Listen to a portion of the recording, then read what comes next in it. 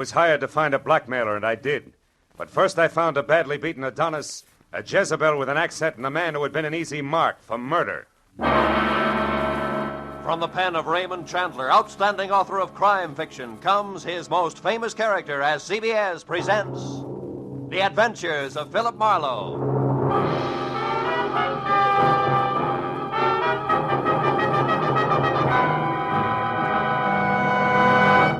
And now, with Gerald Moore, starred as Philip Marlowe, we bring you tonight's exciting story, The Easy Mark.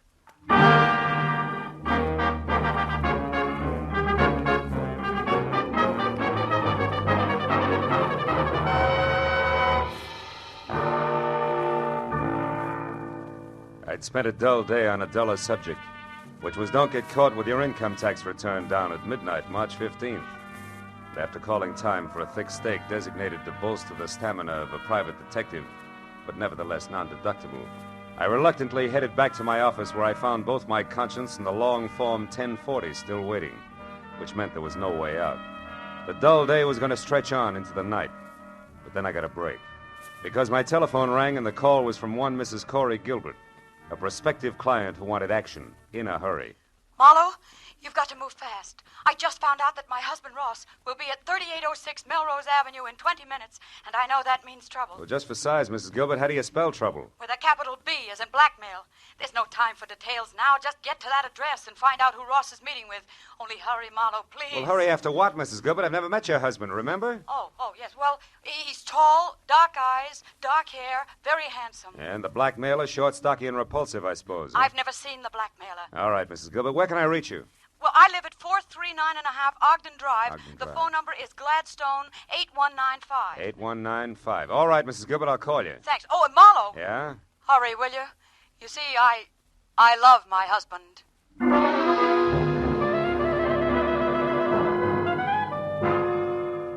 I was a little more than 20 minutes finding the address on Melrose. But when I finally pulled up and parked away from the place, I figured being late didn't matter because number 3806 turned out to be an unfinished house set deep in an acre of building materials. I was about to head for a telephone and get an explanation from a confused lady named Corey Gilbert when a lot of noise from what would someday be a living room changed my mind. Then I knew that my client had the right address after all, because there in the pale light of a slice of moon, taking the last of an awful beating from a thin man with a thick beard and a lot of muscle, was Ross Gilbert.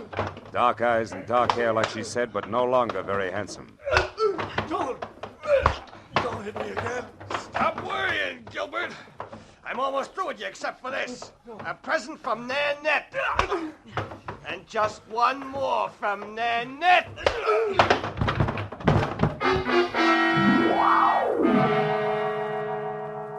That last punch stacked Ross Gilbert onto a pile of rough lumber like he was another 1x12.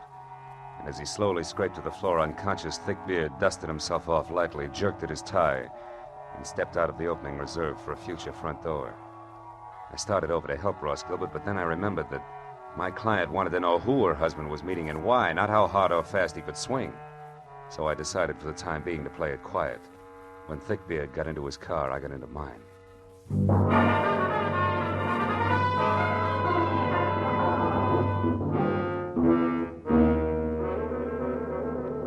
I followed him all the way to Beverly Hills, where he pulled to a stop in front of the Camden Arms Court. I parked, lights out, and watched him strut up a flagstone walk and knock on the door of a bungalow number 4, which was dark. When he knocked again and it stayed dark, he took an envelope out of his pocket, wrote something on it, and jammed it into the mailbox. Then he got back into his car and started away fast. I walked up to the bungalow and helped myself to Thickbeard's empty envelope. On one side, scrawled in pencil and smudged, was the telephone number Sunset 31676. On the other, payment delivered okay, Plummer. Plummer, huh? I shoved the message into my pocket, struck a match, and started looking for a name on the front door. But then a cab pulled up, and a moment later I had help. I can be of some assistance, perhaps? Yes, I was just... Oh. Nanette? Oui. Nanette Lamarck. But I do not know you, monsieur. No, you don't. I think if you will stop staring and begin talking, we will do much better. Who are you? Philip Marlowe. A friend of Plummer's. He Asked me to deliver a message for him. Do I go on? Of course, Mr. Marlowe. But please come inside. It is so much nicer there.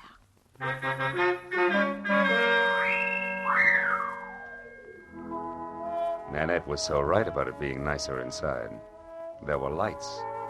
And that made it easier to see that the lady with the thick French accent and the gorgeous waistline was something that could have mustered her own foreign legion. She was narrow green eyes and open red lips, topped by a lot of close-cropped, soft brown curls that kept running into each other. And for a dress, she was wearing about a quarter of a mile of draped chiffon that, in the right places, fitted a little closer than her own skin. When I told her what I claimed had been a message from Plummer himself, she purred her thanks and started to mix me a drink. When I brought up the subject of blackmail, she stopped abruptly, spilling a bottle of perfectly good Kentucky Tavern all over the table. Blackmail? What do you mean, Marlowe? Extortion, honey. The malpractice of getting a lot for knowing a little that's not nice. You're swinging wild now, mon cher. Maybe. But if it doesn't bother you, I'll stay right with it. Because I'd like to know why you and Plummer, who have such an easy mark, insist on throwing rocks. What easy mark are you talking about? A tall, dark, and used to be handsome guy named Ross Gilbert. Ross. Soda, Marlowe? Yeah. But don't make it too sweet, honey. I can't take it that way. Nanette will be very careful not to make it too sweet. There. Tell me, mon cher, when did you last see Plummer? Before tonight, I mean. I'm not sure. I think it was at the fights over at the Legion Stadium last week. Now, do I get my drink? Oui, mon cher. You will get your drink in your face, liar. Tell me, Frenchie. Is that Pearl Handle 32 considered the very latest along the Champs-Élysées? You have lied to me, mon ami. You see, Plummer only arrived in Los Angeles the day before yesterday, for the first time in his life. All right, I made a mistake about seeing Plummer at the fights last week. Now, why don't you put away the gun and we'll talk about Ross Gilbert? Ross Gilbert is a man I hate with all my heart. A man I could kill right this minute. And that, Marlowe, goes for anyone connected with him. So now get out. Oh. Without even so much as an au revoir? I reserve au revoir for my friends, Marlowe. Good night.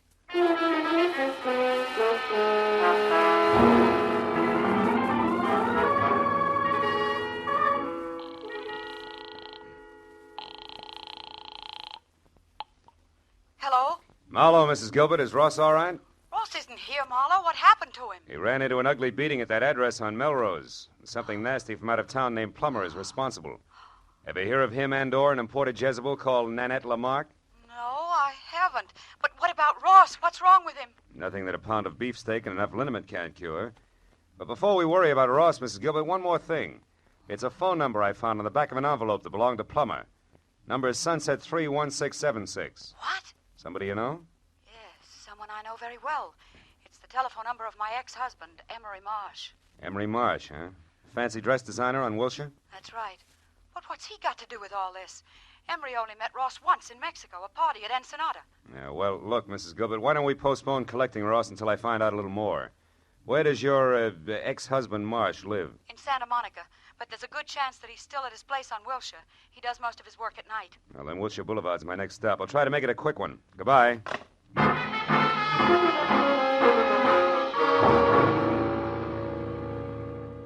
Emery Marsh's place on Wilshire was an expensive shop with a single velvet-lined show window that was home for a beautiful mannequin wearing an evening gown that would drop at the first sneeze. And after I spent 5 minutes thumping on a plush, leather-upholstered portal, a light finally clicked on someplace inside. And a moment later, Emery Marsh opened the door. He was tall, 45, sandy-haired, and looked less like a dress designer than I did. So after following his tweet back into an inner sanctum that was combed plywood behind Chinese modern furniture, I decided to play it almost straight. Now, Mr. Marlowe, what can I do for you? Well, it's a little too early to tell. I'm a private detective, Mr. Marsh, and I'm working for your ex-wife, Corey Gilbert. Corey? Mm-hmm. Is she in trouble, Mr. Marlowe? No, we're close to it. Tell me, Mr. Marsh, when you were last over to Nanette Lamarck's place at Camden Arms, when was that? Nanette Lamarck? Yeah. I've never heard of her. Nor a man named Plummer? Nor a man named Plummer. Who are they? Well, in the order I tossed them out, a mademoiselle with a touchy temper and a thug who needs a shave. I don't understand. How do they concern me? Well, maybe they don't. But your telephone number turned up on Plummer. Both Plummer and Nanette are tied onto a man who at this moment is probably picking himself up off the floor of an unfinished house at 3806 Melrose Avenue. His name, Mr. Marsh, is Ross Gilbert. Gilbert? Yes, that's right. What do you know about him? Well, very little. I only met him once at the Riviera Pacifico. Riviera Pacifico? The hotel at Ensenada in Mexico. Matter of fact, it was the same night that he met Corey. Which didn't make you very happy, huh? No, you've got it wrong. Corey and I were already divorced. The three of us meeting was nothing more than an accident. Oh. And when Ross and Corey parlayed that accident into marriage, were you still smiling? Better than that, Mr. Marlowe. When that happened a month ago, I was grinning. You see, until then, I had been paying Corey $1,200 a month alimony for 2.5 years. And Corey gave all that up for love and Ross Gilbert, huh? Ross Gilbert isn't exactly a pauper, Mr. Marlowe. No, I guess not. Blackmailing a pauper doesn't add up. What did you say, Mr. Marlowe? I said putting the bite on somebody who has nothing is like sucking a lollipop with a cellophane on it. You get action but no results, you see? Oh. Now tell me, why does the word blackmail come home to roost, Mr. Marsh? You wouldn't happen to know who the guilty party is, would you? No, Mr. Marlowe. And what's more, if I did, I certainly wouldn't keep that sort of thing to myself. Oh, no, I don't think you would. Well, thanks anyway, Mr. Marsh. You've been a big help. I'm glad. And if I can be of any further help, don't hesitate to call on me, Mr. Marlowe. Please. No, I won't, Mr. Marsh. You can depend on it.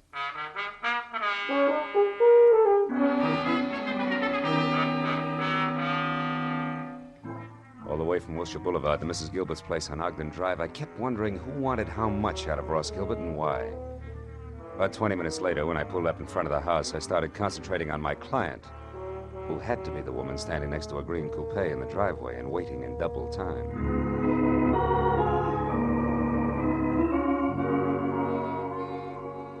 Corey Gilbert was long, flowing blonde hair draped over shoulders that at the moment looked like they were carrying the weight of the world.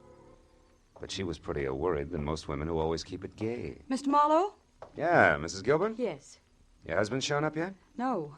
Marlowe, what do you suppose has Take it happened? easy. Maybe we better have another look at 3806 Melrose Avenue, huh? Whatever you say. Shall I drive? If you've got a license. Yes, Mr. Marlowe. I've got a license. Well, okay, let's go.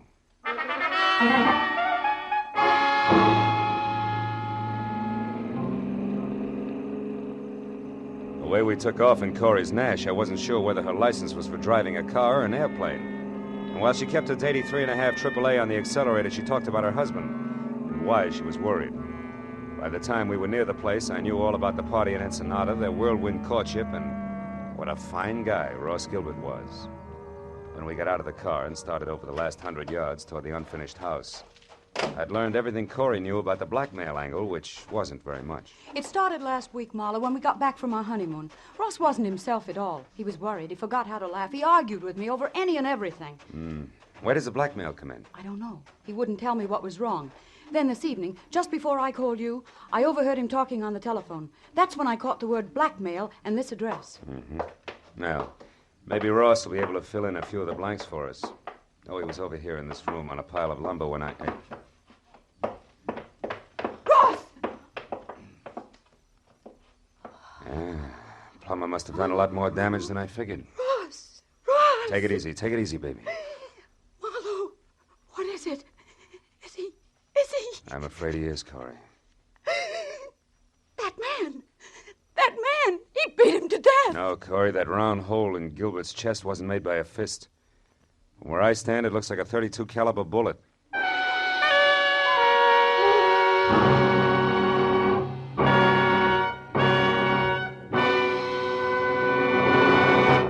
In just a moment, we will return to the second act of The Adventures of Philip Marlowe. But first, for some new wrinkles in the mystery field, look on the face of Mr. Jack Benny, eminent producer of the mystery comedy The Lucky Stiff, which opened in New York today. Although Mr. Benny's stars are Dorothy Lamour, Claire Trevor, and Brian Donlevy, Jack's face is covered with new wrinkles because he couldn't be in New York to sell the tickets himself. He's remaining in Hollywood to appear tomorrow night on CBS on The Jack Benny Show with Mary Livingston, Don Wilson, Dennis Day, Phil Harris, and Rochester. So be sure to listen. And now, with our star, Gerald Moore, we return to the second act of Philip Marlowe and tonight's story, The Easy Mark.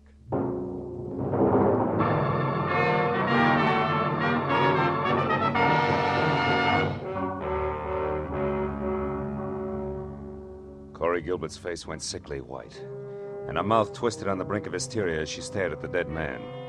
I turned her away from it and led her to a window.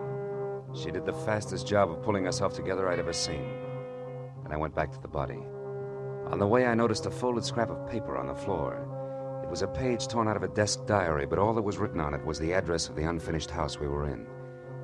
I looked down at what had once been Ross Gilbert. Setup didn't make any sense. A victim of blackmail had been beaten up by a total stranger, and then, a little while later, murdered. Somebody had killed the goose that was laying the golden eggs, and it didn't figure in any direction. Well, I just about decided to go through his pockets when a sound from Corey changed my mind. Marlowe, come here, quick. What is it, Corey? There's someone out there. I saw a shadow move. Get away from the window. Marlowe, there, running. Why, it's a woman. Yeah, and quite a woman. What do you know? She's crossing the street now. Who is it, Marlowe? Who is she? Character as French as Milani's 1890. Only she's more like nitric acid than salad dressing, Corey. Her name is Nanette Lamarck. She's getting in that car. Aren't you going to stop her? No. I've got a line on Miss Lamarck. I can find her. But she was hiding here. She could be the one who shot Ross, couldn't she? Easily. In fact, right now, she's the odds-on favorite. But she's also cagey, and we'll have better luck if we get her on home ground where she'll talk. Besides, there's a big chunk of this business that doesn't follow. What do you mean? Well, look, the murder came out in reverse. Ross was paying off, so he should have been the killer instead of the corpse. Which means there's more than blackmail involved. I don't know what you're talking about. All I know is he's dead, and that woman killed him. Maybe. Come on, Corey, let's get out of here. Where are we going? Well, first you take me back to my car, and then I got a job for you to do. What kind of a job? Well, I found this page ripped out of a desk diary, probably Ross's. I want you to go through all his things and find that diary for me. There might be something else in it that'll give us a connection. All right. Where are you going? I'm going to pay a call on Nanette. Only this time I'm bringing my own welcome mat. I think I'll need it.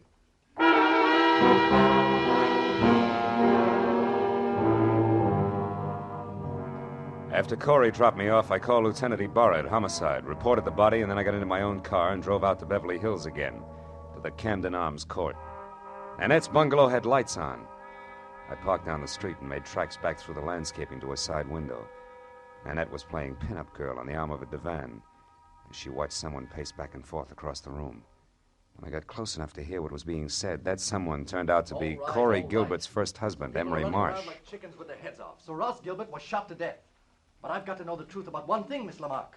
My entire life's work is at stake. Can't you understand? All right, Monsieur Marsh. Do not break out into tears, I will tell you. Plummer is merely a private investigator I hired to locate Ross Gilbert for me. Now, are you happy? No. Why did such a person have my telephone number? That's what I want to know. I'll be ruined if I'm involved in this mess. My reputation means everything to my business, and, well, things aren't going too well just now. If I'm connected with a scandal, I'll be wiped out. Well, stop worrying. I saw you with Ross Gilbert 3 or 4 times before he disappeared. So I gave your name to Plummer as a possible lead to Ross. That is all. Why did you want to find Ross Gilbert? That, mon ami, is none of your business. You found out what you wanted, so good night. All right. I'll go. But can I count on you to keep my name out of this? Listen, I am counting on me to keep my own name out of it. And I will be very busy doing that. Good night. I plastered myself up against the side of the house and watched Emery Marsh leave. He looked anything but happy over the result of his interview with Nanette, but I figured I had the benefit of experience to work with and less to lose than he had.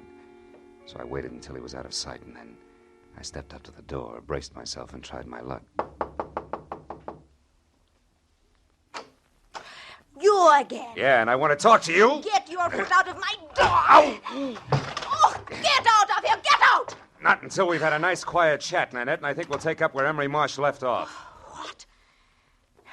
Look, just who exactly are you, Marlowe? Your boy Plummer and I are distant fraternity brothers, but there the similarity ends. Just another chief private detective. Ooh! Okay, baby, if that tough stuff's the only language you understand, we'll talk that. Don't stop it. Leave me alone. Now get over there. Sit down. Oh, you ape. I'd be nice to me if I were you, Nanette. Because I just love to see a rope around that lovely neck of yours. And what's more, I can almost put one there. You're in a mess right up to your accent. So start making answers beautiful and keep them straight. First, why did you put Plummer on Ross Gilbert's trail? Because he double-crossed me, that is why. Double-crossed you how? He ran away from me. He was mine, all bought and paid for, you understand? Not exactly. When I met him, he was flat broke. I bought him every decent stitch of clothes that he had. Gave him everything he needed to be a gentleman because we were going to be married.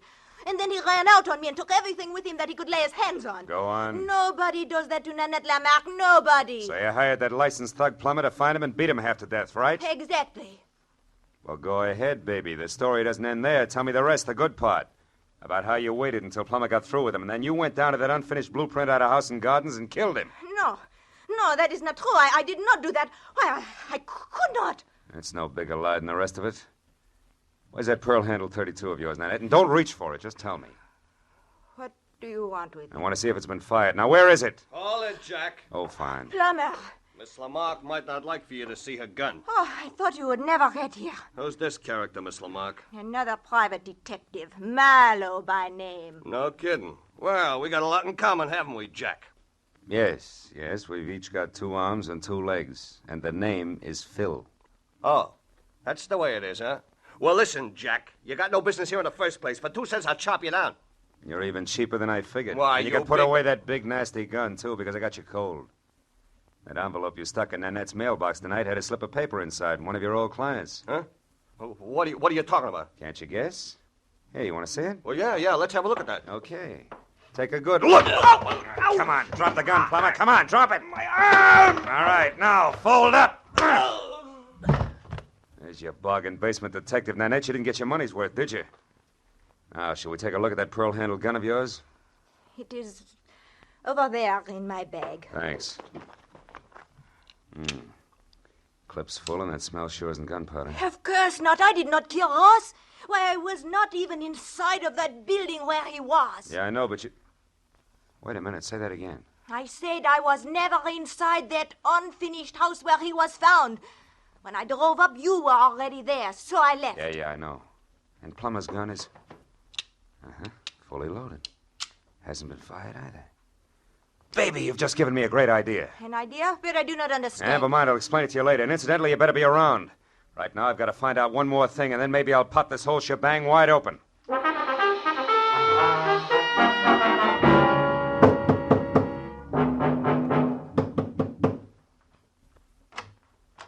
Mr. Marlowe, Good evening, Mr. Marsh. Lucky to find you still working, huh?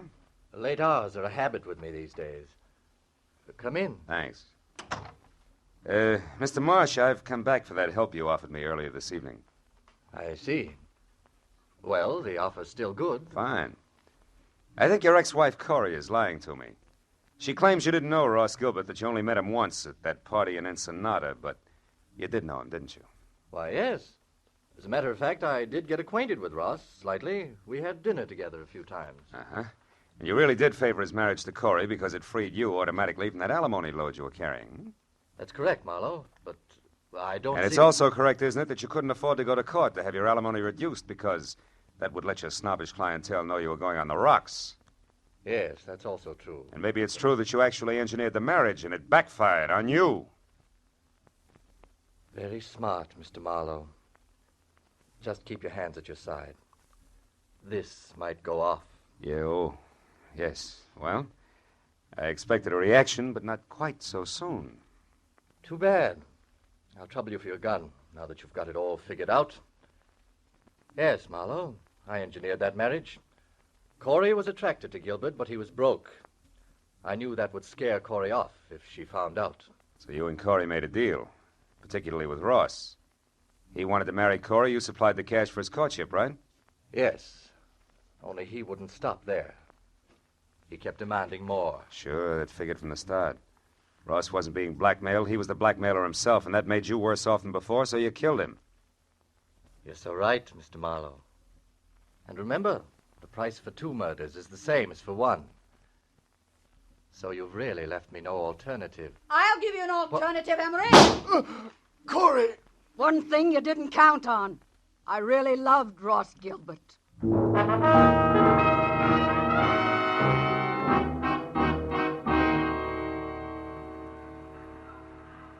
Well, I guess that winds it up, Corey.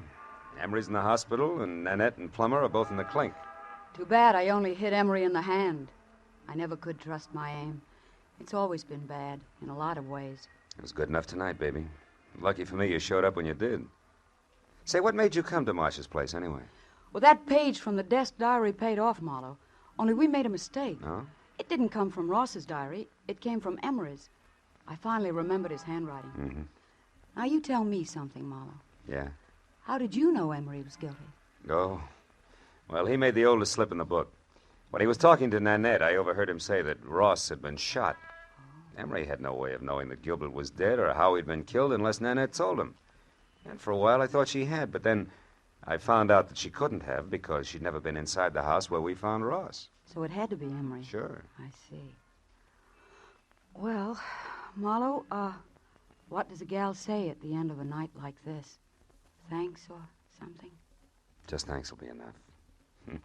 I gotta do my income tax. Can I give you a lift? No. No, I'll walk a while. I've got some thinking to do about marksmanship. But call me sometime later on, will you? Just to see if I'm shooting in the right direction. You can count on it, Corey. Thanks. Good night, Phil.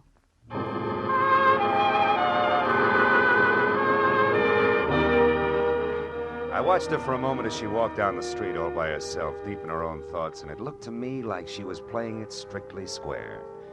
I almost wanted to follow her. The first time in a long time, I felt like I wanted to get to know a client better. But March 15th can slip up awfully fast, and that long Form 1040 was still unfinished and waiting for me in my office. So I decided to go back and work on my income tax and play it strictly square, too. After all, that's really the easiest way in the long run. Yeah, I keep telling myself.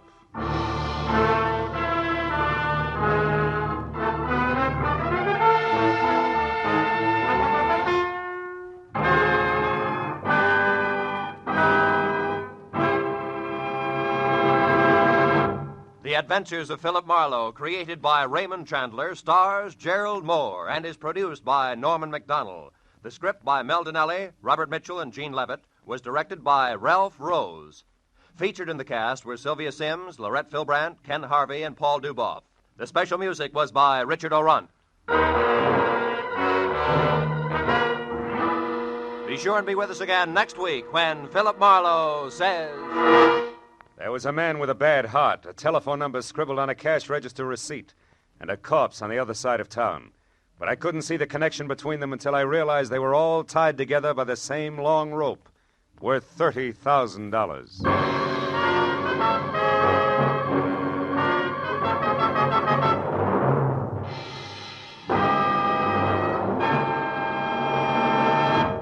Next Wednesday evening, February 2nd, CBS will bring you a moving, powerful drama of a reporter who took an assignment he eagerly sought, only to find it came too close to home. Its title is Mind in the Shadow. Its star is Eddie Albert, and its story tells how the reporter set out to reveal the shocking facts about our mental hospitals, and then learned that his lovely young wife might have to enter one. Based on actual documentary evidence of conditions existing today, you'll find Mind in the Shadow, a revealing story of something which could happen to you. Hear Mind in the Shadow, starring Eddie Albert, next Wednesday evening, over most of these same CBS network stations. Now, stay tuned for Gangbusters, which follows immediately over most of these same stations.